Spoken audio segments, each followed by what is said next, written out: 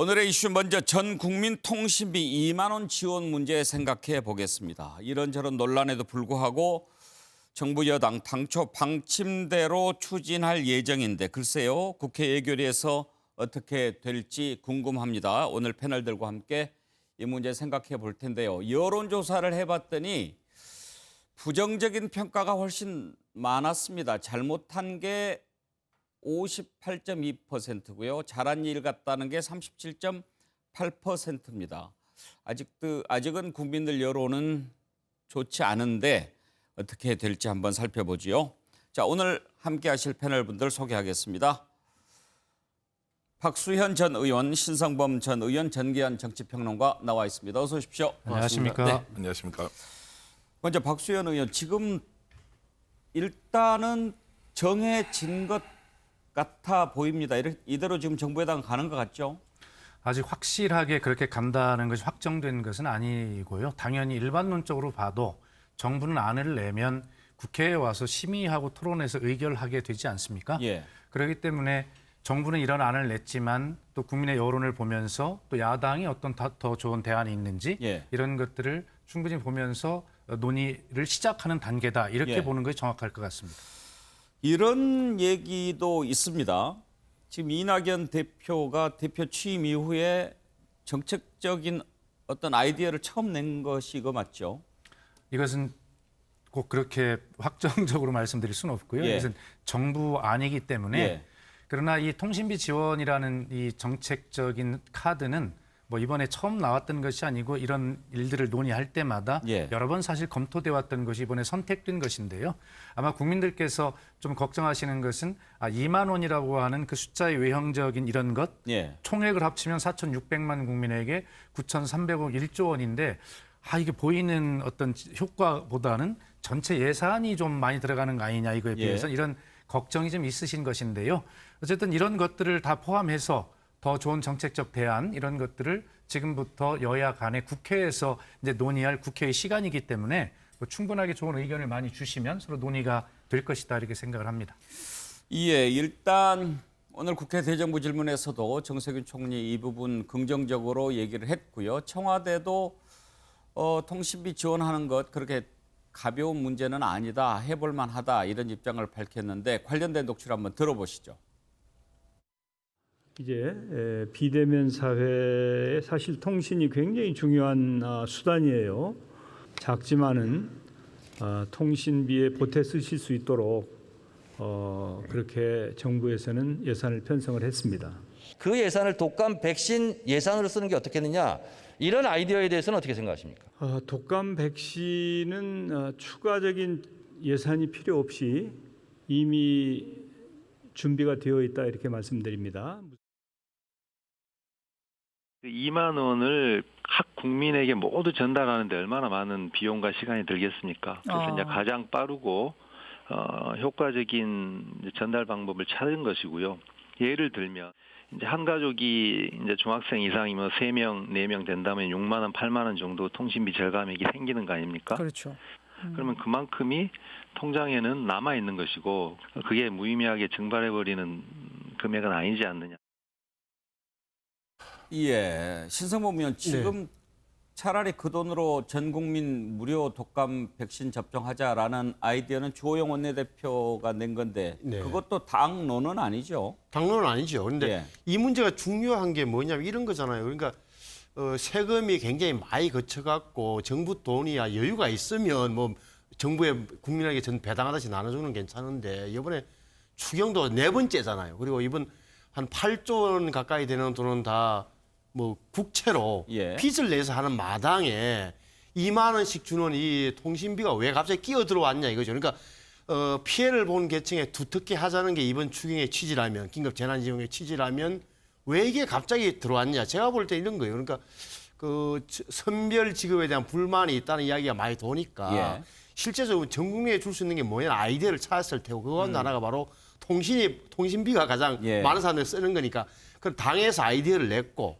그게 또 이낙연 대표가 좋다 해가지고 막 대통령 앞에까지 가서 협의해서 결정을 하다 보니까 어떻게 보면 이게 다시 비난 여론은 있지만 돌아서기가 쉽지 않은 거 아니냐 이런 생각을 해요. 저는 결국은 국회 심의 과정에서 잘못되면 예. 야당이 반대하는 걸로 해서 명분을 삼아서 후퇴할 가능성은 남아있다고 봅니다. 그러니까 여권 전체 입장에서는 여당 대표와 대통령이 결정하는 사안인데 이걸 다시 비난이 있다고 해서 쉽게 아이고 안 되겠네 이렇게 하기는 어려운 지경이 아닌가 이렇게 생각해요. 그래요. 그래서 이제 제가 아까 박수현 그러니까 의원께 저는 그래 봐요. 여쭤봤던 게 이게 이낙연 대표 첫 번째 정책 아이디어가 되다 보니까 또 자칫 좀 조심스러운 게 아닌가 그런 생각도 들거든요. 그런 게 어떻게 보면 국민들 입장에서는 이게 작은 뭐 어떤 분한테는 만 원을 도는 수 있겠습니다만 어찌됐건 2만 원 갖고 아주 빚을 내서 이렇게 하는 마당에 어떻게 국민 세금 갖고 생색 낸다는 느낌 이런 것 때문에 국민들이 불편해 하셔서 그게 아마 6대 4라는 58대 예. 38이라는 여론조사 결과로 나온 게 아닌가 싶습니다. 자, 정규환 평론 의견 한번 들어보죠. 지금 야당은 다 반대합니다. 그리고 여당에서도 일단 이재명 지사 뭐 승수 효과가 없지 않느냐라고 반대했다가 지금은 결정이 되니까 받아들이는 것 같은데 김경수 경남지사 같은 경우에는 차라리 그 돈으로 와이파이 망을 확충하면 더 길게 봐서 이익이 아니겠느냐 그런 아이디어도 냈잖아요. 여러 의견이 나오는 것은 이제 이낙연 대표의 일종의 이제 첫 정책적 제안 청와대가 수용했고 오늘 또 총리도 국회 답변에서 뭐 그렇게 해도 괜찮겠습니다라고 하면서 어쨌든 우회적으로는 좀 지원을 해주는 형식인데 저는 이낙연 지금 현 대표가 국민들의 바람이 무엇인지 한 번 더 좀 진지하게 생각을 했으면 좋겠고요. 또 국민의힘에서 지금 반대하고 있는 논리를 강하게 하면 할수록 국민들이 아마 호응을 할 가능성이 높습니다. 일단 규모 때문인데요. 9천 몇백억 원을 이제 국민 각자에게 2만 원 정도의 혜택이 주는데 써야 할 만큼 지금 우리가 여유 있느냐라고 하는 것은 좀 경청해야 할 필요가 있고요. 또 그런 면에서 당대표가 제안했기 때문에 무조건 이걸 만들어 가자고 하는 것보다는 이런 상황에 대해서 국민들의 인식이 조금 반대쪽으로 가면 우리가 좀 깊이 살피지 못했습니다. 한번 물러서서 이 돈을 좀 더 잘 쓸 수 있는 방법이 무엇인지 또 심사숙고하겠습니다. 라면서 한 발 물러서는 것도 저는 괜찮은 방법이라고 생각합니다. 예. 그런데 박수현은 어떻습니까? 지금 뭐 야당의 반대는 그렇다 치고 여론조사도 뭐 좋은 아이디어가 아닌 것 같다는 게 58.2%고 잘한 일이라는 게 37.8%인데 여론조사도 아무래도 좀 부담이 되지 않습니까? 당연히 부담이 되고 참고가 되죠. 무엇보다 중요한 것은 국민에게서 괴뢰된 어떤 정책이나 이런 것들은 아무리 뭐 다른 효과가 있다 하더라도 그렇게 좋은 정책은 아니라고 생각하거든요. 뭐 충분하게 여론 감안하게 될 거고요. 다만 야당이 지금 이거 대신에 하자고 하는 독감 무료 접종 이 문제를 이제 야당에서 말씀하셨는데 그것과는 바꿀 수가 없다라는 것이에요. 왜냐하면 그 이미 이 독감 무료 접종은 3차 추경에 이미 반영이 2천만 명분이 반영이 돼 있고요. 공급 측면에서 3천만 명분밖에는 확보를 못하는데 그것도 시간이 좀 더 지나야 된다는 것이잖아요. 그래서 좋은 의견이지만 이거 가지고는 이거를 대체할 수가 없다. 다른 의견을 좀 더 내보자 이런 것이고요. 그다음에 그렇습니다. 지금 국민 여론이 걱정이 많은 것이죠. 그러나 어쨌든 이 통신비를 이 비대면 코로나 이 새로운 문화 질서가 자리 잡아가고 있는 이 시대에 어쨌든 한 가구에 4인 기준으로 보면 한 8만 원 정도의 그런 통신비를 좀 절약토록 해주는 것. 이런 문제는 지금 우리가 처음 받아들일 때 국가 재정을 걱정하는 국민의 그런 선한 마음과 이런 것 때문에 지금 그런 걱정이신데 아마 이런 새로운 시대를 생각해 볼 때는 아마 이런 것도 잘 보완하면 국민께 또 큰 힘이 되지 않을까라는 생각도 해야 된다고 다른 생각합니다. 좋은 의견이 있다면 예. 받아들일 가능성이 있다고 본다. 당연히 그렇습니다. 예.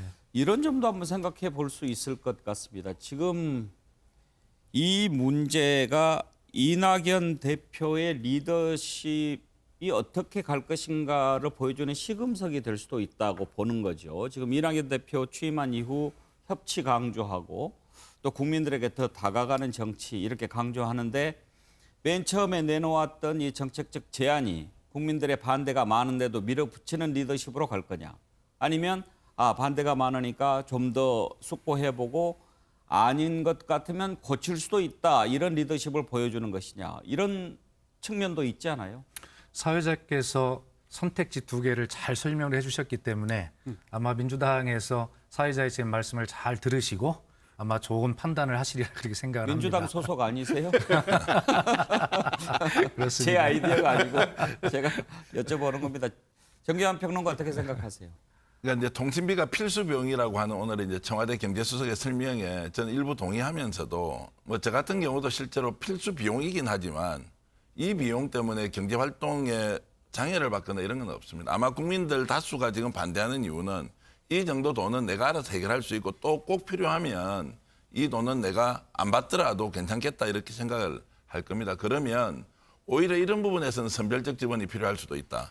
실제 필요한 분들이 통신사에 개인적으로 신청하고 거기에 대해서 예산 지원을 하면 말씀하셨듯이 이제 은퇴 이후에 정말 통신이라는 것이 훨씬 더 중요한 상황이라고 한다면 그런 저소득층, 꼭 필요한 노인분들 이런 분들은 오히려 선별적으로 신청해서 국민들에게 기회를 열어주고 그렇지 않은 사람은 오히려 이 돈을 다른 예산으로 좀 쓸 수 있도록 또 공간을 마련하는 것도 괜찮다는 생각이 듭니다. 신성범 의원 보시기에 혹시 네. 예결위에서 논의하는 과정에서 조정 가능성이 있다고 보십니까? 저는 가능성이 높다고 보죠. 아까 말씀드렸다시피 여권에서 어떻게 보면 야당을 핑계로 해서 한 발 물러설 수도 있고요. 또한 그 야당이긴 합니다만 주장했습니다만 전 국민 독감 백신 접종 우리 박수현 의원님께서는 굉장히 현실적으로 어렵다고 말씀하셨지만 그것 또한 김경수 지사가 이야기한 게 수도권에서는 잘 안 먹힐지 몰라요. 왜냐하면 그 공공 와이파이만 예. 확충이나 그래서 공공 그 기반 시설 확충이거든요.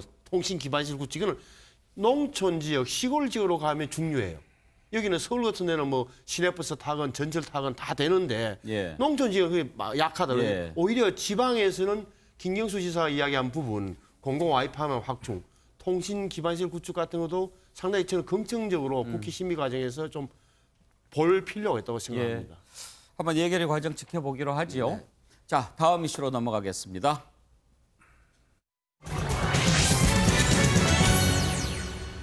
추미애 장관 아들 논란 짚어보겠습니다. 오늘 시작된 국회 대정부 질문 역시 추미애 장관이 집중 타겟이 됐습니다.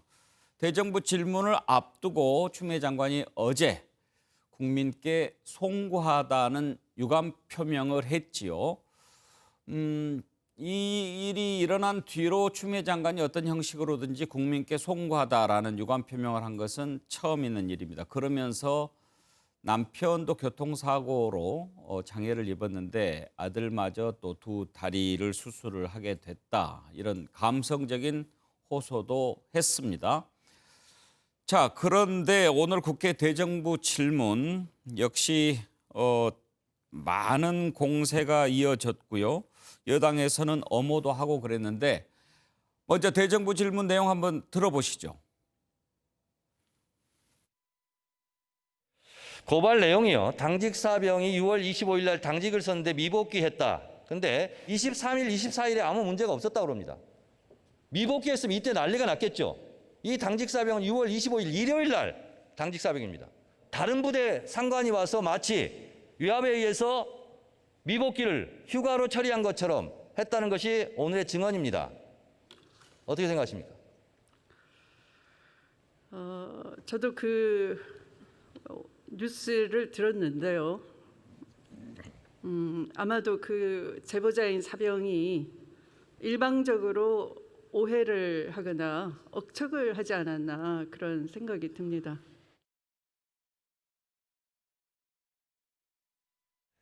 이철원 전 대령이 또 가짜 뉴스를 유포했습니다. 추미애 가족 따로 불러서 주의를 준 것처럼 청탁을 하지 말라고 한 것처럼 했는데 나중에 이분이 추미애 장관한테 고발당했어요. 정정하고 나섰습니다. 전체 400명 가족 앞에서 일반적인 얘기를 한 거다.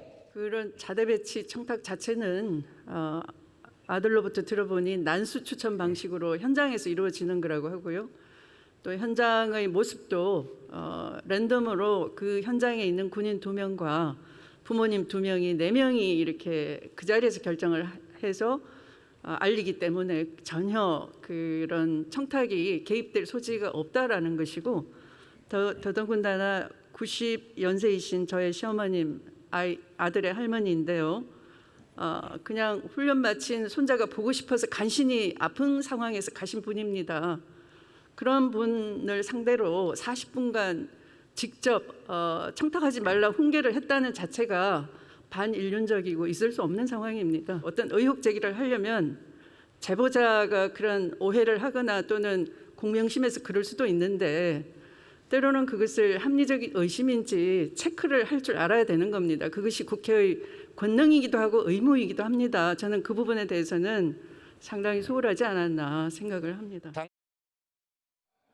아드님과 같은 해 제대한 가출사 그 일반 병사들의 평균 휴가 일수가 얼마나 되는지 아십니까? 잘 모르겠습니다만 제 아들의 경우는 병가를 빼고 나면 아마 30 며칠인가 해서 평균 휴가 일수보다 상당히 적었다 이렇게 제가 지금 알고 일반 있습니다. 가출사 병사들이 35일 가는데 장관님 아드님 58일 갔어요. 병가를 그리고 포함해서 그렇죠. 그렇죠. 예, 23일 연이어 휴가를 가고 기대하지 않고 전화로 휴가 연장하고 진단서 등 서류 없이 지휘관이 구두로 휴가 연장을 한 것이 민주당 대표, 집권 여당의 대표 아들 아니시면 가능하다고 생각하십니까? 이거? 그것은 주장에 불과한 것이고요. 아니 검찰에 일반적인 내시면 자료를 될 것 가지고 같아요. 이야기하는 거예요. 아니, 상식적으로 23일간 특별한 분의 자녀가 아니면은 연달아 휴가 가는 게 쉬운 절차입니까? 휴가가 아니고 병가였지 않습니까? 병가를 포함해서 말씀드리는 겁니다. 이쯤에서 장관의 경질을 건의할 생각은 없으십니까? 예, 제가 현재까지 느끼는 점은 법무부 장관이 그 경질될 이유를 아직은 발견하지 못하고 있습니다. 우리 추미애 장관께서 답변하시는 내용으로 보아서는 제가 그런 판단을 할 근거는 없다 이렇게 말씀드리겠습니다. 아마 본인은 현재의 상황을 억울하다고 판단하고 있는 것 같습니다. 그렇기 때문에 이 문제는 좀 이왕 검찰에 가 있으니 거기다 맡겨놓고 그야말로 화급한 국정을 잘 의논하고. 예, 오늘 국회 대정부 질문에서 오갔던 추미애 장관 아들 관련 질문 답변 내용을 좀 들으셨는데요. 박수현 의원, 예. 어떻게 보면 이제 야당 의원들로서는 추미애 장관 불러서 이렇게 추궁하고 이러는 자리지만 추 장관 입장에서 보면 그동안 하고 싶었던 얘기, 해명하고 싶은 부분 또 얘기할 수 있는 자리이기도 하죠. 그러면 적극적으로 그런 답변을 통해서 정말 잘못 왜곡되거나 잘못 해석된 부분이 있다면 적극적으로 국민께 아마 호소하고 싶었을 것입니다. 그럼에도 불구하고 저는 개인적으로 이런 생각이 드는 것이 오늘 대정부 질문에서는 저런 어떤 그 법과 관련된 문제 이런 부분에 대해서는 검찰의 수사 중이니 지켜보겠다라고 하는 원론적 자세를 유지하면서 그 법적인 부분 외에 국민 정서적인 부분이 있습니다. 예를 들어서 뭐 청탁일지 민원일지 단순 문일지를 조사를 해보면 알겠지만 보좌관이 전화를 했다든가 뭐 이런 부분들에 대해서는 국민적 눈높이에는 맞지 않는 부분이 있잖아요. 이런 부분에 대해서는 송구하다라고 하는 자세를 정확히 분리해서 유지를 했으면 좋았겠다라고 하는 생각은 들고요. 한 말씀만 뭐 정리해서 드리면 이제 그 법적인 부분은 사실 처음에 국민의힘 신원식 의원께서 문제를 제기할 때는 이것이 휴가를 나간 아들이 개인적 일탈로 복귀하지 아니하고 무단 탈영을 한 것이다라는 그런 뉘앙스로 말씀하셨고 국민께 받아들여져 있단 말이에요. 굉장히 충격적이죠. 그것을 국회의원의 힘으로 어떻게 해결해 보려고 한 것이 사건의 본질인 것처럼 돼 있지만 지금은 정상적인 휴가 절차에 따른 것이고 그리고 사실 아파서 수술한 거 맞고 모든 증명서류가 다 있기 때문에 이런 법적인 것, 규정적인 것은 이미 검찰 수사 결과를 나오면 알겠지만 이미 다 해결이 됐다고 생각합니다. 이제 남은 것은 국민 정서상 정말 그런 남아있는 부분들, 이런 부분들에 대해서 추미애 장관이 분리해서 대응을 하면서 수사 결과를 공정하게 수사 결과를 국민이 받아들일 수 있도록 하는 것이 본인에게 지금은 억울하겠지만 훨씬 유리한 답변이 아닐까 이런 생각을 해봤습니다. 예, 친성범 의원, 그동안 지금 야당에서는 쭉 준비를 해왔는데요. 물론 앞으로도 더 질문이 있겠지만 그동안 제기되어 왔던 의혹들을 국민의힘 쪽에서는 이제 확실하게 좀 정리를 해서 코너에 몰아붙일 그런 전략 아니겠어요? 그런데 주호영 원내대표 지난번에 뭐 결정적인 제보가 있다고 그랬는데 아직까지 안 나와요. 그러니까 말이죠. 이게 사실은 뭐 절차상 문제는 없었다. 그러니까 국방부 훈령이나 육군 규정을 보면 다 하도록 돼 있다 이런 거잖아요. 그런데 일반 국민들 입장에서는 왜 이걸 유심히 보냐 하면은 경험칙으로 알고 본능적으로 뭔가 이상하다라고 보는 거예요. 그러니까 예를 들어서 집에서 군대 병가 나왔는데 집에서 전화해서 군대 돌아가지 않은 상태에서 병가를 연장했다. 그러면 누구 어떻게 내 아들을 가능할까? 그다음에 정원을 나온 거 보니까 미 8군의 한국군 지원단장이나 분이 나와서 공개적으로 이름 세워 이야기했잖아요. 그러니까 처음부터 자대 배치, 그러니까 의정부가 아니라 용산으로 배치해달라는 청탁도 있었다. 그다음에 병가 연장도 있었고, 그럼 심지어는 동계올림픽, 평창올림픽에 통역병으로 보내달라는 청탁이 있다는 보고를 내가 받은 바 있다라고 했기 때문에, 근데 그 부분에 대해서 이제 추 장관이 말 안 하는 거죠. 그러니까 자기가 전화를 했다, 아니면 보좌관이 전화를 했다, 안 했다, 이런 명확한 답변이 없고 그냥 절차를 어기지는 않았습니다는 어제 한마디가 다였단 말이죠. 그러니까 야당 의원들은 사실은 팩트 파인딩을 정확히 해줘야 돼요. 그러면, 예. 그러면 대표께서 아니 추 장관은 전화를 했다는 겁니까? 안 했다는 겁니까? 보좌관이 했다는 겁니까? 안 했다는 겁니까? 시킨 적이 있습니까? 없습니까? 이렇게 가야 되는데 얼버무리다 보니까 좀 이상하게 엉켜버린 거예요. 근데 국민들이 보기에는 결국은 내 아들, 평범한 부모들이 보기에는 내 아들로 저런 대접을 받을 수 있을까? 정언을 들어보면 뭔가 좀 이상하다. 이런 느낌을 갖고 있는 거예요. 예.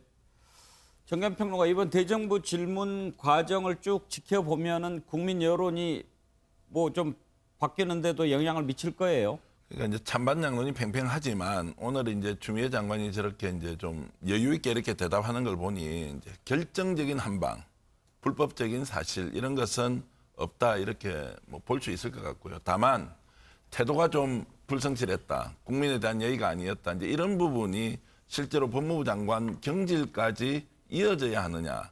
자, 특권과 불공정에 대한 각기 다른 주장을 하고 또 다수의 국민들이 이 부분에 대해서 분노하고 있다. 인정하고 존중하고요.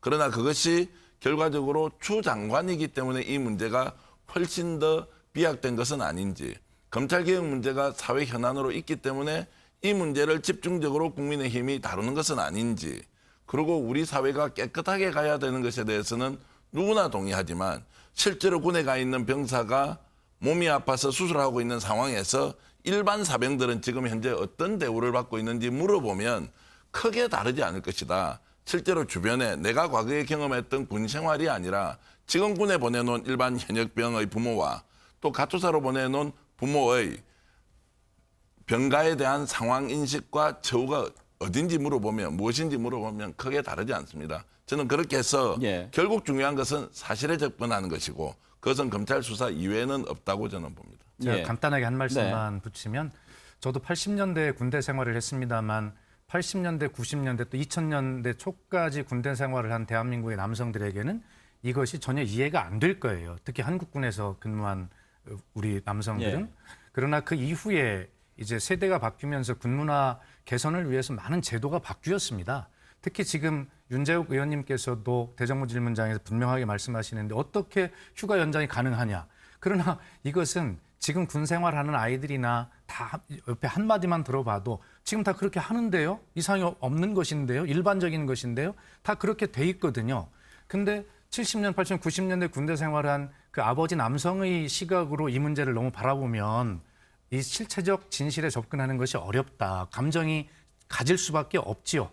그러나 지금은 분명하게 그렇게 모든 어떤 수단을 다해서 휴가를, 병가를 연장할 수 있는 것이 병사의 예. 권리이고 예. 만약 그것을 즉시 조치를 하지 않으면 지휘가 아닌 그도록 조치를 하도록 돼 있는 의무사항이 있기 때문에 안 하면 오히려 지휘관이 처벌을 받는 그런 군 문화의 차이가 있다는 것도 좀 말씀을 드리고 싶습니다. 그동안 이렇게 계속 의혹이 제기되고 뭐 큰 해명 없이 넘어오면서 별별 얘기가 다 나왔습니다. 그래서 이제 추미애 장관 측에서 변호인들이 고발도 하고 또 그런 문제가 생겼는데 또 어떤 쪽에서는 엄호한다고 하면서 또 다른 문제를 이야기하기도 하고 상당히 좀 갈래가 복잡해지긴 했습니다. 관련된 녹취를 좀 더 들어보겠습니다. 아이가 영어 실력이 괜찮죠? 영국 유학했죠? 스포츠 마케팅 했죠? 네. 만약에 면접 시험 봤으면 제가 봤을 때는 통역병으로 뽑혔을 것 같은데 오히려 제비뽑기로 불이익당한 거 아닙니까? 이 부분도 청탁을 했다고 하는데요. 자격이 안 되는 걸 어거지로 기회 달라라고 하면 청탁이겠죠. 그러나 스포츠 경영학을 공부한 아이고요. 또 제가 자식의 실력을 뭐 잘한다 이렇게 말씀드리긴 그러지만 충분히 해낼 수 있는 그런 능력을 가진 아이입니다.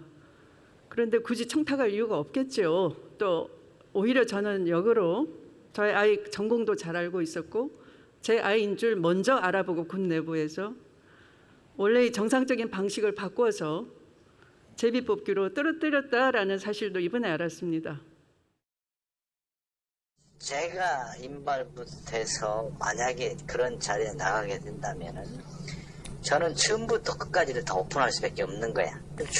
그 아들이 어떻게 해서 카투사로 왔을 때 최초 그 분류부터 막 했고 저기 동계올림픽 할 때에 막 압력 들어왔던 막 이런 것을 제가 다 안 받아들였지만 그걸 오픈할 수밖에 없는데. 그 소일병은 그 동계올림픽은 갔더구먼요, 통역관으로. 안 갔습니다. 그걸 보내라는. 이모 대령도 정확하게 허위로 드러나자 지금 발뺌하면서 해명하고 있습니다. 이 이모 대령의 상관은 국민의힘 신모 의원입니다. 3단장 때 참모장이었습니다.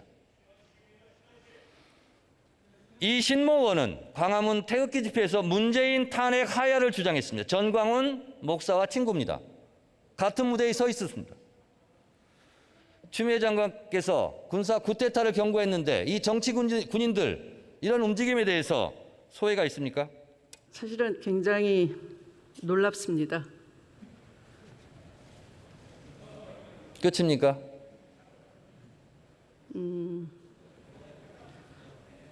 제가 또 말씀드리면 뭐라고 할 것 같으니까 그냥 네. 정연평론 그러니까 이런 거죠. 지금 신원식 의원이 계속 그 주장을 하고 있는데 알고 봤더니 뭐 그때 당시에 뭐 총괄했던 이철원 대령이 신원식 의원 참모장 출신이었다고 하더라. 그러면서 이제 또 황희 의원이 그 현역병 제보했던 사병 이름까지 공개하면서 이건 뭔가 공모 세력이 있는 것 같다 이런 표현까지 해서 막 시끄러워졌어요. 그러니까 싸움의 질이 이제 점점 떨어지고 있습니다. 예. 이제 태도 문제로 시작해서 이제 침소봉대된 측면이 많은데 추 장관에 대한 국민들의 일반적인 인식이 좀 비판적이었다고 하면 검찰 개혁과 관련해서 뭔가 좀 강한 드라이브를 걸고 있으니까 여기에 대한 제동으로 이제 그 서병사의 문제가 이제 드러났고 그것을 이제 다 드러내놓고 보니까 뭐 큰 게 없습니다 지금. 그러니까 그 문제 제기를 한 사람을 다시 이제 태도에 대해서 문제를 삼고 신상 들기를 하는 저런 방식으로는 저는 집권 여당으로서 좀 올바른 것이 아니다. 오늘 같은 저런 질문도 만약 당내에서 어느 정도 조율이 가능했다면 정청래 의원이 할 것이 아니라 좀 예. 차분한 학자 출신의 의원이 사실을 놓고 좀 조목조목 따지면서 충분하게 해명의 좀 기회를 만들어줬더라면 국민들이 좀 섭섭하고 좀 분한 마음을 좀 줄였을 건데 예. 야 이제 이거 이렇게 됐으니까 한판 벌려보자. 야 너희들은 더한 것 아니냐라고 가버리면 이것은 집권 여당이기 때문에 저렇게 해서는 안 되고 국정 운영의 책임의 위치에 있기 때문에 저런 방식은 좀 곤란한 예. 거 아닌가라는 생각을 해봤습니다. 그런데 신성범 의원 예. 지금 검찰이 수사를 한다고 하지 않았습니까? 네. 그런데 지금 하고 뭐 이렇게 있죠. 하는 거 보면은 이제 시작하는 것 같기도 하고요. 그러니까 말이죠. 저는 이제 추미애 장관이 어제 페이스북에 올려서 송구하다고 해서 진짜 무슨 반성 어떻게 보면 국민들에게 죄송하다는 말을 제대로 하는 줄 알았는데 오늘 보니까 자신 있게 국민의 감정선을 어떻게 건드린지를 아직도 추장을 잘 모르는 거예요, 저게. 다시 말하면 그렇잖아요. 우리 아들이 능력이 있는데 오히려 군에서 역차별했다 이런 이야기잖아요. 지금 방금 답변 내용도 그렇고. 그다음에 또 하나는 또 뭐 이상한 얘기가 많이 들리는데 어찌됐건 추장은 자꾸 어머니라고 이야기하는데 그래서 어머니라면 응당 진짜 뭐 민원도 넣을 수 있고 뭐 소청도 할 수 있고 청탁도 할 수 있죠. 그런데 사실은 저분은 이제 집권 여당의 당시 대표잖아요. 대표. 대통령 선거 끝나자마자 집권당의 초대 대표인데 이렇게 된 마당에 보좌관이 그러니까 다시 말하면 보좌관이 전화를 했느냐 안 했느냐 본인이 했느냐 안 했으면 안 했다 이걸 먼저 이야기해 줘야 돼요. 했다면 그때 보좌관은 대표의 어떤 사자 자격으로 어떻게 보면 집사 자격으로 전화를 한 거란 말이죠. 예. 거기에 대해서는 본질에 대해서는 언급하지 않은 채 내 아들 하니까 국민의 감정선만 자꾸 건드리게 되는 거고 또 옹호하는 일부 의원들을 보면 난 답답한 게 이런 거죠. 아무리 현모의 병장이 그럼 실제 아니냐? 그럼 25일 날 당직 사병이 아니란 말이냐? 그건 또 검찰에서 조사를 한다니까 당직 사병이랑 맞는 것 같아요. 근데 예. 말 한마디 한마디 하고 인신공격까지 이끌어내는 것은 제가 굉장히 공익 제보자에 대한 인격 모독이라고 예. 생각합니다. 예, 뭐 민주당이 집권당이기 때문에 또 추미애 장관이 고위공직자이기 때문에 어쨌든 모든 의혹과 비판들을 겸허하게 받아들여야 된다고 하는 지적에 대해서 뼈아프게 생각을 합니다. 그러나 국민의힘을 비롯한 야당에서도 좀 돌아볼 게 있어요. 아까 말씀드렸듯이 이 문제를 정말로 그 가짜 서류, 조작에 의해서 황제 휴가를 간 그런 것으로 타령으로 규정을 했지만 그것이 사실이 아닌 것으로 밝혀지고 증명이 되자 그 뒤에 들고 나온 것이 보좌관 전화했다, 요양심의 없이 연장했다, 자대 배치 청탁이 있었다, 통역병 선발의 의혹이 있다. 분명히 앞에 제일 먼저 이야기했던 것과 질이 굉장히 떨어지는 이러한 질문들을 계속 말싸움식으로 하고 있는 것이거든요. 자, 추미애 장관 아들이 지금 검찰 수사를 받는 혐의는 위계에 의한 공무집행 방해입니다. 그것은 뭐 두 가지인데 하나는 그런 그 휴가를 받기 위해서 냈던 뭐 진단서, 소견서 이런 모든 서류가 가짜로 조작됐다라는 것이고요. 두 번째는 그다음에 휴가 명령 없이 미복귀했다는 것이에요. 이 두 가지가 위계한 공무집행 방해인데 이 엄청난 이 의혹을 제기해놓고 뒤에 이렇게 꼬리자르기식으로 점점 없어진다? 이것도 역시 국민의힘 역시도 이 문제에 대해서 추미애 장관 측에서 민주당에서 책임질 건 지더라도 국민의힘과 그 신모 의원께서 처음에 제기한 이 문제에 대해서 굉장히 중대한 문제이기 때문에 나중에 책임질 부분이 좀 져야 된다고 저는 그렇게 생각합니다. 박수현 의원께 한 가지만 여쭤보고 마치도록 하죠. 지금 이제 검찰 수사와 관련해서 과연 검찰이 수사를 제대로 하고 있는 거냐 아니냐 이런 얘기가 나오는데 지난번에 민주당의 서른 의원하고 인터뷰를 하는데 서른 의원은 검찰이 수사를 거의 다 해놓고 이 문제가 이렇게 좀 막 커지면서 추미애 장관한테 불리한 국면으로 가도록 그렇게 하고 있는 의구심이 든다 이런 얘기를 하더라고요. 박 의원도 혹시 그런 생각하십니까? 아유, 저는 뭐 서른 의원님처럼 오래 정치를 한 고참이 아니라서 그것까지는 모르겠고요. 검찰을 믿읍시다. 예. 그리고 어쨌든 추미애 장관과 대척점에 있는 윤석열 총장이 지휘할 수 있는 그런 검찰 조직이 수사를 하고 있는 것이고요. 예. 지금 수사를 늑장한 것이 아니라고 저는 보고 많이 수사를 해왔고 이제 마지막 그저께 어제 그 보좌관과 아들을 소환했지 않습니까? 이제 막바지 결론이 나올 때가 됐다 생각하고 수사 결과를 차분하게 서로 지켜보자 예. 이런 말씀드립니다. 자, 오늘의 이슈 여기까지 하겠습니다. 세 분 수고하셨습니다.